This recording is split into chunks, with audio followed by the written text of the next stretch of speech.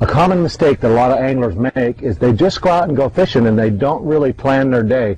They just kind of go out and haphazardly hit spot to spot, and if they catch a fish, great. If they don't catch a fish, then they don't catch a fish. And the whole idea with going out and going fishing for the day is catching a few fish and having a good time. So if you just take a couple of minutes before you go out, we're going to take about 5 minutes here and plan our day out. And you only took a couple minutes out of your day and save a lot of wasted time. So here we are, the 1st of August. The water's pretty warm. It's about 73 degrees out here in the California Delta. We have a little unique situation today as we have some cloud cover, a real light breeze. So my philosophy on that is going to make the fish a little more active, which is great. So now that it's the 1st of August, we're definitely into our summer pattern. The fish have finished spawning. They're going to be close to the deep water, and here in the Delta, they're going to be in the current. If you were fishing a lake, say Shasta, Oroville, or somewhere, you may run up river to where you get a little change in water temperature and a little bit of current. So, key thing this time of year is to look for current. So, with the Delta, another key thing plays into it is tides. And what we have today is we have a high tide. To the right page.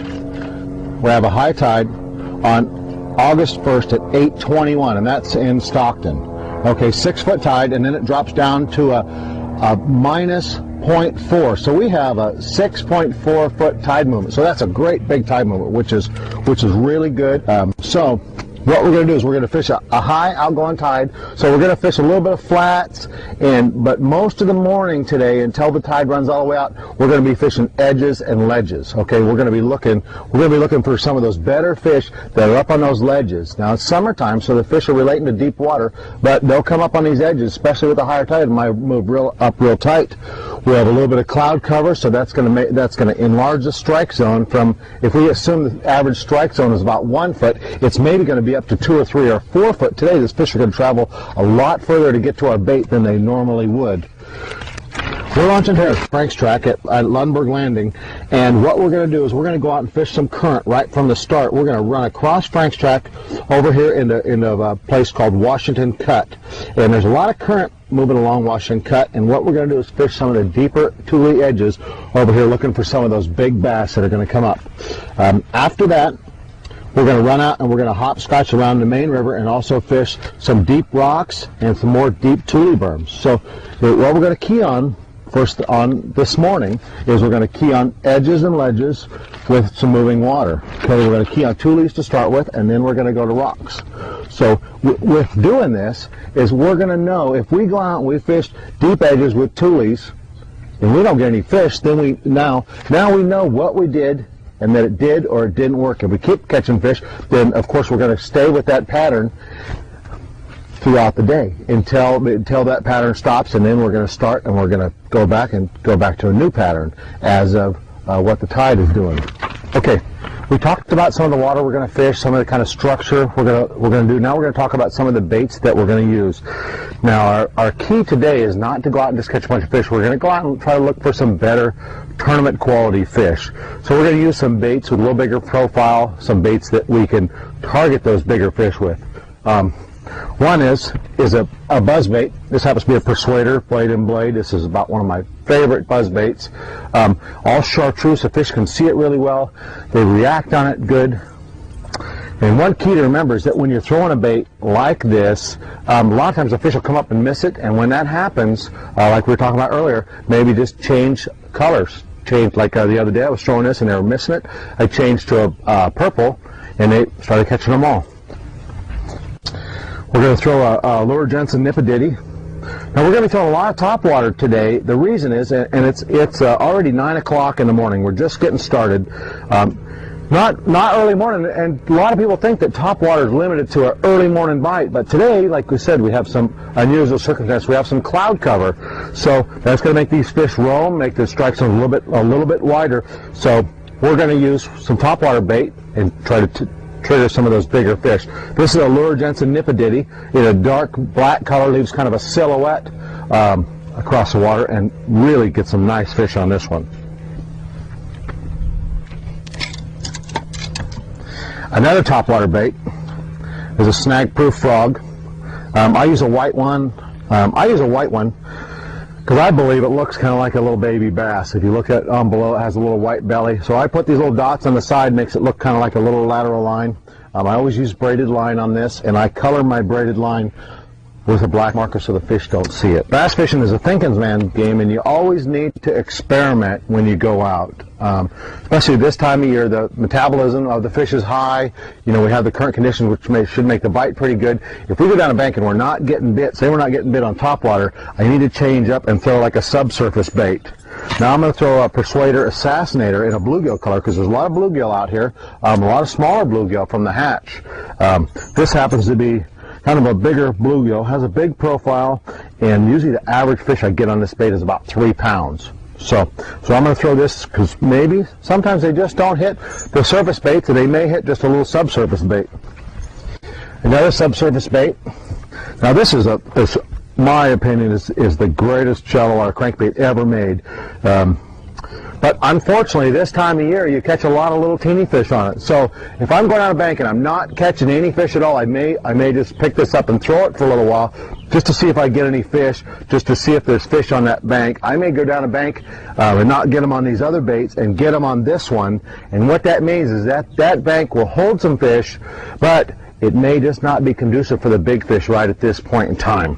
So I will fish this, catch a few fish on it, and then I may come back at a different tide, a little different time of the day, see if I can get some better fish to bite. And a lot of times you just want to target some bigger fish, and what I'll do then is I'll flip, and I'm using a crawdad colored Dock Waters riptail worm. Big worm, big profile. It looks like a crawdad, and what you do when you imitate a crawdad is you kind of weed out those little teeny fish right from the start, because those fish under 12 inches generally don't eat crawdads, and they don't especially eat the big crawdads. Okay, we stopped at a little spot over here, end of Frank's Track, over here right by Washington Cut. And one of the first things I do when I stop at a spot, I just look at the water clarity. Now I can look here and I can see down about 2 or 3 foot. So with the current conditions, I'm going to throw some topwater here, because I think I can get a big one, throw some topwater. So I'm going to start with a fast-moving bait, like this Persuader buzzbait, and then I'm going to slow down, throw a nipididdy, and then when I need to throw back into the tulies, I'm going to throw a frog. So we're going to go along here and just kind of see what happens.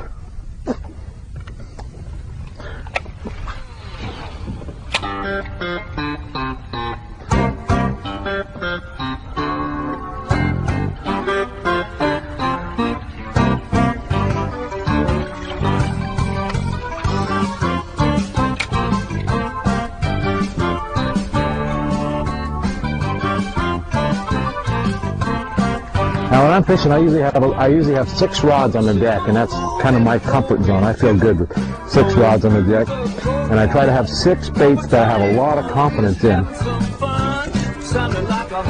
So, you know, and I'm not going to use one bait for a real. I'm not going to wear the thing out to where I'm just going to force the fish to bite it, because I may not even get bit. So I'm going to switch up with some of my different confidence baits, and I'm going to fish each piece of structure with basically a different bait. A bait that is conducive for that type of structure. My crankbait. Oh, nice one too. This fish just didn't want to come up to the top water.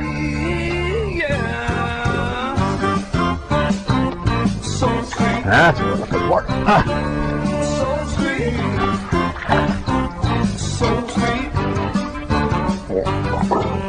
Alright. Nice 3-pounder. Barely hooked. Just swipe right around the edge of that weed bed. If you just look, if you just think, you can see it. We just got that 3-pounder where that little weed flat is, and we have the current. It's just rolling right around it. It was just sitting right back, right out of the current. 25 foot deep here, so there's a big deep edge. That fish was just sitting right up on the little ledge. Let's see if we can't find another one. Got another little weed mat. What's great about these polarized glasses, I can see these weeds underneath the water.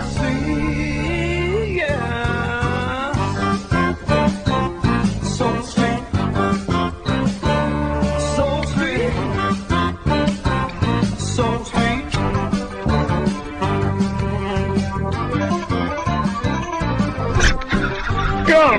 Yeah! That's what we're talking about. There we go.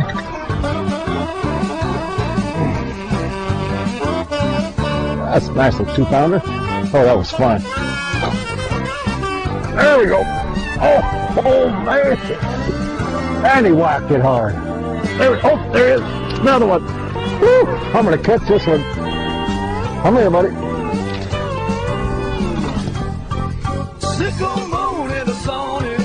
Would have got off, this would have been another 500.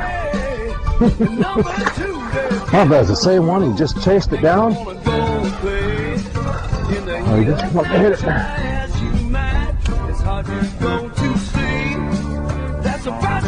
There's another one. I think we found a honey hole. A little better ones. See, a little better ones. They get over here out closer to the middle.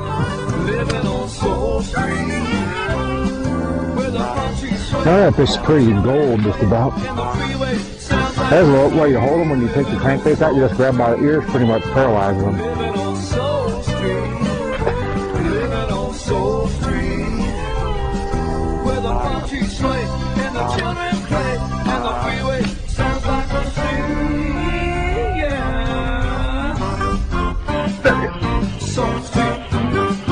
It feels pretty good. Can't tell yet. Yep. He felt a lot better than that. He had got off, it'd have been a 5-pounder too. Look at that baby. This is the Delta, man. Woohoo! Man, he just annihilated it too. Whoa. There we go. Man, that's a nice fish. Whew, that was fun.